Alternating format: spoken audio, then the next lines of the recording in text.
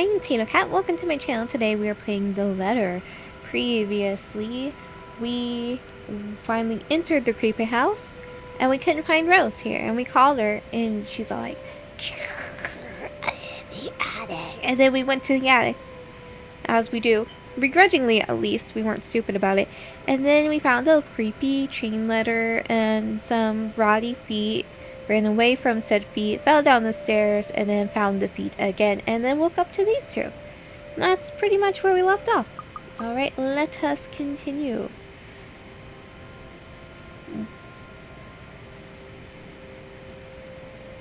I believe she already read that, but just in case. Wait, I didn't... Wait, didn't I call you? You said you were in the attic. That, when you answered, that's why I went there in the first place. Both Rose and the lady look at me like I've grown another head. Did I say something weird? Rose quickly casts an apologetic smile at the woman before the awkward silence stretches on further. And her saleswoman smile, the same one that taught me back when I was still her trainee. I should show this hair in my mouth. Okay, there we go. I should show this to troublesome clients or just avoid trouble in general, she advised. It's also the same one she gives me when I've done something particularly absurd that may cause us to lose a potential sale. Her eyes are serious when she turns back to me. She takes both of my shoulders, gently squeezes it, and with as much patience as she can muster. As much as I'd love to have gotten at least a heads up of your arrival, I didn't really get a call from you. You know, signal here is absolutely horrendous. I was in the garden earlier and couldn't even make a single call. That's a great selling point. When you enter your house, you can't call anybody. Fun. Isabella, I'm going to ask again. Are you really all right? What happened? We saw rotted feet, ran away from them, fell down the stairs. Did you not just hear my recap, Rose? I don't know. It's all a bit blurry. I remember I was looking for you, but you weren't in the attic. And there's... whoever it is. Then I must have tripped on a rug or something on the way down. Or your feet. Or the stairs. That's why you don't run downstairs. Oh no. Do you think someone came in while you were out? You left the main door open. We are so going to get into big trouble if something gets stolen, Rose. And you're saying this all in front of what I assume is actually a potential client right here. Perhaps it is a concussion. Are you sure you feel fine? We could still call for an ambulance. I could cover for you. No, I'm fine. I'm okay, Rose. I can work. Wait. Hold your horses, Rose. I can't just miss an important sale because of a minor bump on the head. An extremely minor bump. I've had worse when I was a kid. This is nothing. Besides, if I leave, you'll have to shoulder everything in the open house, alone. And in a mansion this big? Well, there's also the part where I may lose the bonus PRC promise, but that's completely besides the point. Rose gives me a skeptical look when I return the cold compress to her and push myself off the floor. Well, aren't we a tough cookie? I have to use the staircase railings to steady myself, but otherwise I feel fine. See? I'm A-okay. Sure you are. The two of them exchange a worried glance, and Rose assumes a contemplative look. I bit my lower lip in anticipation if she says no. All right, you in. Yay, she didn't say no. A smile threatens to slip out from me. But if I see that you aren't feeling well, I'm taking you personally to the nearest clinic to have you checked. Clear? Clear as day, ma'am. Thanks, Rose. You insisted. But remember what I said. First sign of you looking not okay, and we're off. No questions asked. Okay, but when are we going to introduce question mark lady? It's just a small bump. Don't worry. You shouldn't downplay these kinds of things. It could be a serious injury for all we know. Yeah, you did smack your brain. Suddenly a small cough sounds against the walls of the foyer, interrupting our banter. The woman is looking expectantly at the two of us. Her stare makes me shrink back a little on myself. She isn't really intimidating. Well, she is. But not in a scary negative way.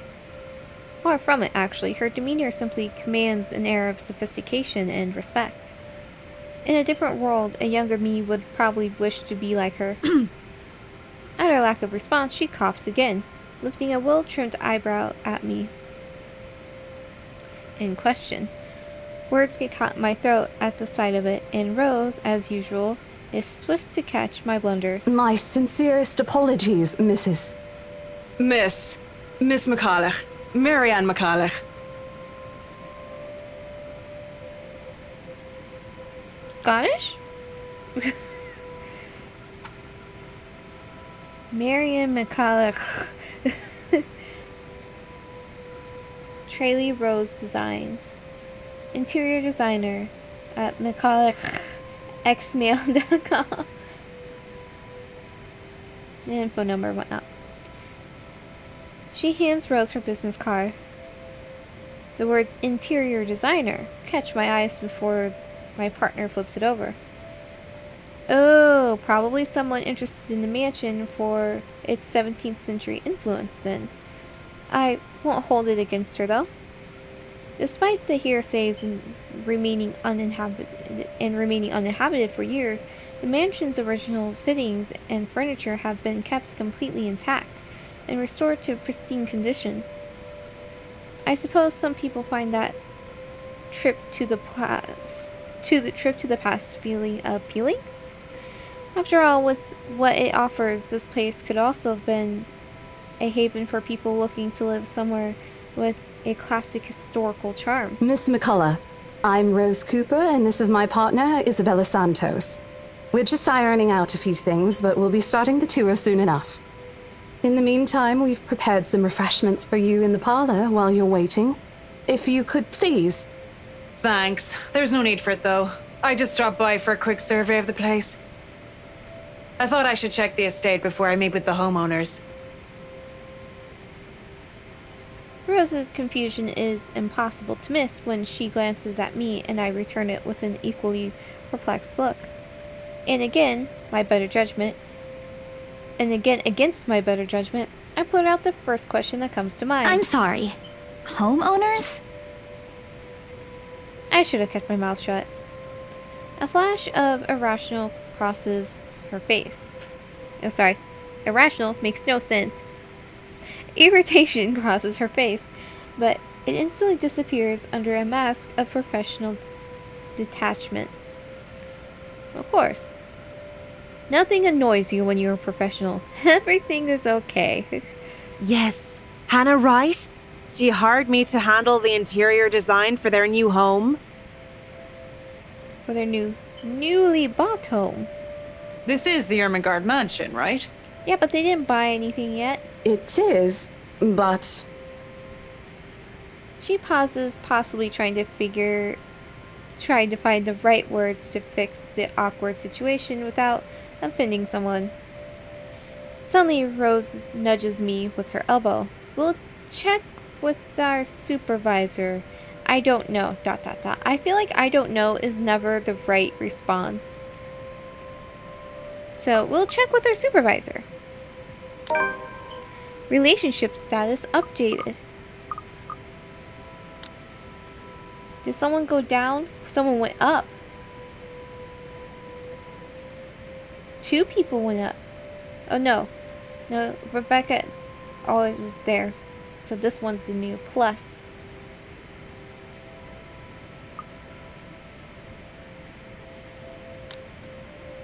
Those few moments have given me enough time to clear my head out of any nervousness or confusion clouding it. It is, ma'am, but we weren't aware the mansion has already been sold. What do you mean? I almost flinch when she turns her gaze on me, but I stand my ground. Besides, it isn't like I haven't dealt with awkward situations like this before. I may screw up at times, but that doesn't mean I haven't learned a thing or two in the 5 years I've worked in this business. The mansion is indeed for sale, ma'am. Today's the open house, in fact. However, we haven't heard anything from the higher-ups that a deal has already been closed for this particular property. Oh, look how professional we sound. If you'd like, my co-agent and me can check with them right now. That looked more like a curtsy. She nods, seemingly in deep thought after I finished. She appears to be a reasonable person anyway. Given the proper explanation, she'd surely understand. I thought something looked odd.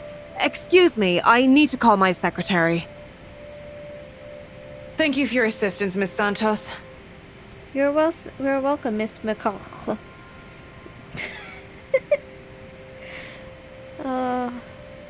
My Scottish ancestors will smite me. With a slight wave of her hand, she leaves us.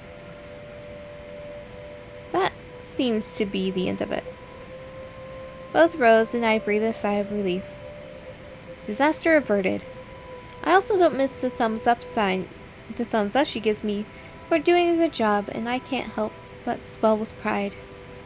Still, I've already prepared myself to dial the number to our Luxbourne office and check, even if she didn't ask for it.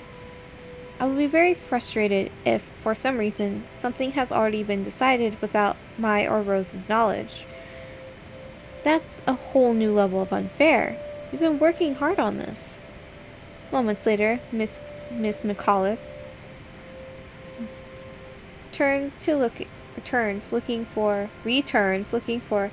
looking a little frustrated, but with an apology clear in her face. I feel a little sorry for her having to go through all this trouble. There seems to have been a little misunderstanding with my client. If you'll allow it, I'd like to stay and wait for them here. No problem. I was informed they'll be dropping by for the open house today. I figured it'd be a waste to just leave after that long drive. I might as well meet him here. Yep. Certainly. You could stay at the parlor in the meantime, ma'am. I'm sure it won't be long before our guests arrive.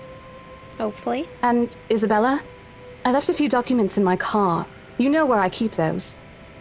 Can you please get it for me? Rose takes a glance at her wristwatch before tossing me a set of keys. And hurry! We've still got a few minutes to double-check those papers. Okay, got it. Journal updated, timeline October 21st. What does the journal say?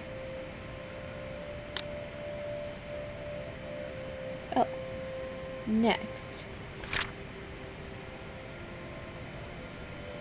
Rose Cooper, along with a woman who introduced herself as Marianne McCullough, found Isabella Santos lying unconscious in the mansion's foyer before the open houses start.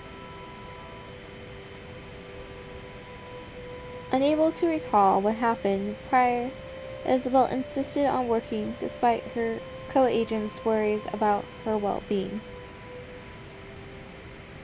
Cool. There's a lot going on in one day. The two of them disappear behind the parlor's door. Their departure brings with it a stillness to keep me company, neither welcoming nor comforting. Alone like this, it's impossible not to think of what really happened. I wish the memory isn't as elusive as it normally is. Then again, Rose already said she didn't receive any call from me. Was it just paranoia? A temporary lapse after having heard all those tales about the place? Probably. I want to think of it as such. Better to think of it as such, so I can work in peace. Ah, denial, yes. Except a small part of my mind begs to differ, and if I am going to be completely honest with myself, I want nothing more than to leave this place as soon as possible. I don't know what's in this house, and I don't want to know. The keys Rose have just handed me dig into my palm, its jagged edges creating a shallow ridges on my skin from how hard I'm clutching it. It's a reminder of what I still need to do and why I've taken this job in the first place. Hugging my blazer close to my body, I exit the house to get what Rose had asked me for. Just a few more hours, Isabella. Sell the house, get the money. Well, that's not great.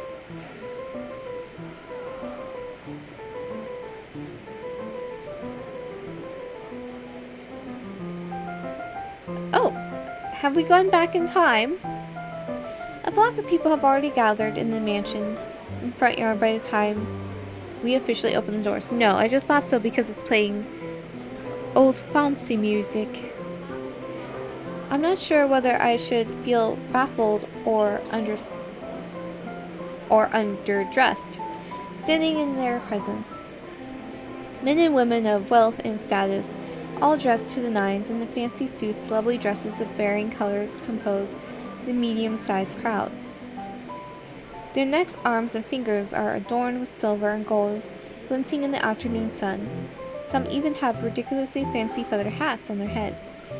I really hope there aren't any magpies living nearby like in the stories. Those birds will have a field day in this.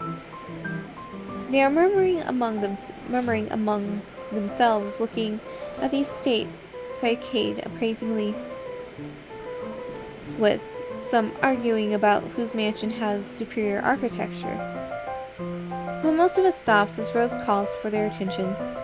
They don't look too pleased about being ordered around, but what can I do about it? Ladies and gentlemen, I'm Rose Cooper, and this is my partner, Isabella Santos. Hello? We'll be taking a tour of the mansion in 2 groups. Please make sure you filled up our sign-in forms before joining a specific group. Those who want to look around the first floor, please follow my partner. I'll be guiding the ones who wish to see the ground floor. Hearing this, a few wander to me.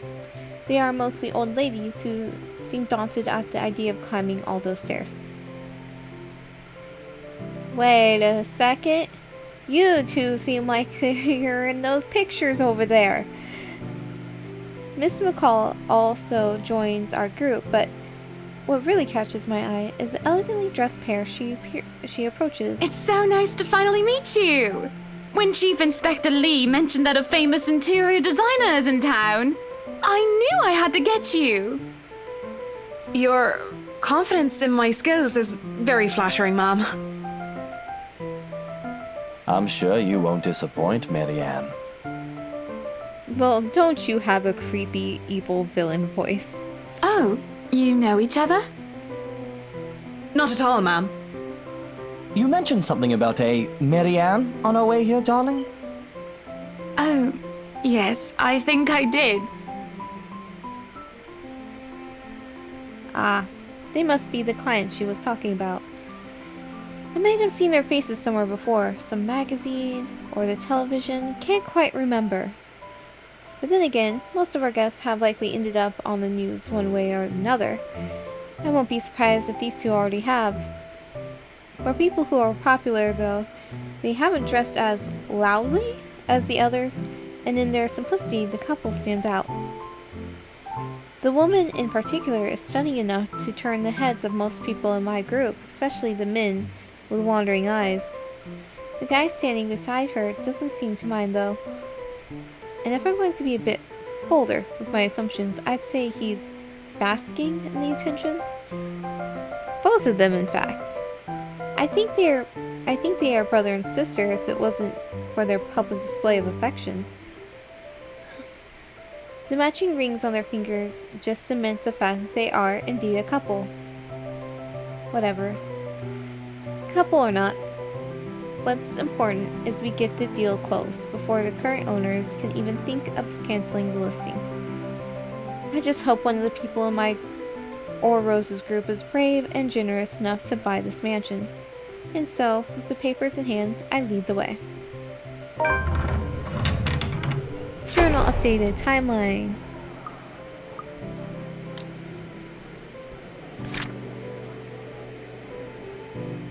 Today marks the opening of the infamous Ermengarde Mansion, open to the public for the first time in years. Luxembourg's most esteemed and prominent personalities gathered to catch a glimpse of the 17th century property, including Luxembourg's most well-known couple, Luke and Hannah Wright. Well, now I know who they are. Thank you, Timeline Journal, for telling me about things. When they aren't whispering amongst themselves or going ooh and ah over one thing or another, they ask questions. Not journal. Not journal. Journal does not close when I hit journal. Okay. You see what I mean? Look at that. Do you see that? They're the same people, aren't they? They are. They're not vampires. I don't think this game is very vampire-y, but still. From how the restoration process went to the history of the place, I answer them all. More than happy to talk about the art pieces and architecture mostly. However, I'm careful not to mention anything about the urban legend. Not good material for sales talk, even if the entire population of Luxembourg knows about it. Well, for some people, it is a good selling point. Some of the furnishings here are actually the 17th century originals, all of which have undergone a painstaking restoration process just to return its original beauty. Even the glass thing. Colorful ones. Oh, I don't know, but you get the idea, I hope. The glass thing? This one or this one? Especially that one, ma'am. It is said to be a gift commissioned by the fiancé of Lady Charlotte Ermengarde. The mansion's current owners have specifically requested that the restoration crew take great care in handling it. It's a priceless work of art and the most distinctive feature of the mansion. By the time I stop talking, her attention is already elsewhere. Isn't this place wonderful, darling? I told you it's not a total waste of your time. I don't know. Isn't it a bit too small? We might have to break a wall down to have more room. How much room do you need? Well, I think it is just right. Don't you think so, Marianne? It is splendid, Mom. Stories have been updated. But isn't it a little too early to make plans when no deal has been signed yet? Never mind that. It isn't going to be a problem. We've got a wonderful legal team to handle everything. Start taking notes, though. I think I've got a few things I want changed before we move in. My goodness. The rest of their conversation gets lost in the chatter of our companions. I don't want to make any assumptions yet, but their sheer interest is enough to give me some semblance of hope. Oh, please, please, please let these guys be the one. Eventually our group reaches the kitchen. Yep, still telling me what time it is.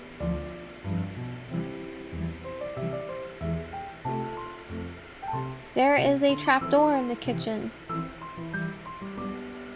Definitely some dead bodies down there. I don't know how I feel about the kitchen. Lots of random boxes. Great cupboards. Well drawn. But like, look at this like stove thing. I would hate to cook on that. I would smack my head on this. That's too dangerous for me. Much like the rest of the house, a great deal of effort has been put into retaining room's classical appeal. The open hearth at the end of the room in particular looks amazing, like the ones I've only seen in fairy tale books. And mad props to the cleaning crew. Seriously, after overhearing the hundreds of complaints about the soot and tar staining the bricks and how much of a pain in the arse painting this will be, they still managed to pull this off. Or make it look presentable at least. The highlight of the room, however, is what's underneath this hatch here. Is it a wine cellar? Oh, don't say anything yet! an underground wine cellar. This is the first time the guy in gray speaks up. Mr. Luke Wright? My memory supplies from the forms they signed earlier. His sudden attentiveness catches me off guard, since the start of the tour, reading without glasses is fun. Only his wife has shown any form of genuine interest in the place. But this time something lights up in his eyes at the mention of the undercroft. What's so interesting about a basement? I really don't understand rich people sometimes. Right now, he just gives me the impression of a child who has seen what he absolutely wants for Christmas. I've always found it cute whenever I see children act that way, my younger siblings especially. On a grown man? It's almost funny. Yes, sir. It could house around 7,000 to 11,000 bottles of wine. Well, it's a lot of alcohol. Truly. And the room, how was it built? The bricks that were used to build the cellar have been carefully picked for the purpose of maintaining and preserving a constant temperature and humidity in the room. It's a good place to keep your private collection in if you have one, sir. It keeps the corks in good condition. Oh, love. Didn't you say before that you wanted to make your own personal vineyard? Perhaps you could start one here. You know we're going to need space for that, darling. Is there not space? And this isn't big enough. If it's space you're worried about, sir, the Ermengarde Mansion sits on a 46-acre lot. There's plenty of room for it. We were told that the original owners had a horse stable built here before, too. There's a contemplative expression on Mr. Wright's face, but he doesn't say anything further. His wife, however, seems really pleased that he has started to show interest, if only a little. I smiled to myself. I may not completely understand how these people's minds work, but I sure as hell know how to spot a buyer with sincere interest. Score. I can't wait to tell Rose. The rest of our tour goes by without a hitch. After more than half an hour, we're able to cover almost every room on the ground floor and are heading to the parlor. Funny, first time BRC had us survey the property, I kept complaining to Rose how big it is. Now I can't even bring myself to care, no matter how much my feet hurt. Maybe this is just my excitement over a possible sale?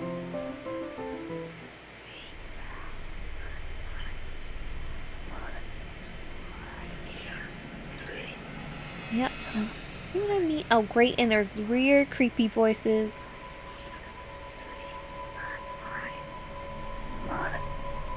What is this out here? I wonder.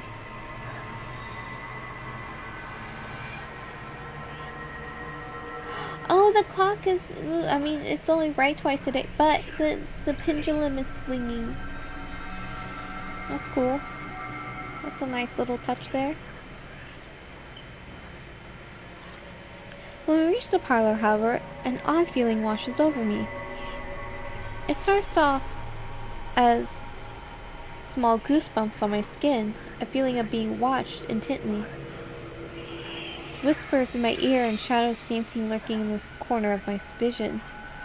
Dark silhouettes that are gone when I turn to look. Chill settles down my spine, making me feel sick, and I start to break out in a cold sweat. I can't do this. I need to sit down for a moment. The old ladies in the group have been requesting for a break anyway. If I can just... Excuse me? Everyone? We will be taking a 15-minute rest here before we visit the first floor. In the meantime, please help yourselves to the refreshments and snacks we prepared. If anyone has any questions, feel free to approach me. I'd be happy to help you. But please don't, because apparently I need to sit down for spooky ghost reasons. I let them sit while I retreat to a quiet corner to recover. It's not what you think. Don't think about it. It's not what you think. I've probably just caught Becca's cold. Don't think about it. I'm left alone for a good while, the same words spilling out of my lips in a silent prayer. Well, we'll see how that goes in the next episode. I mean, the prayers worked for us the last time we didn't get eaten by a creepy feet lady. Person? I assume it was a lady, though. Looked like a lady. Anyways, I'm Tater Cat. If you haven't already, like, comment, subscribe. Have a wonderful morning, evening, afternoon.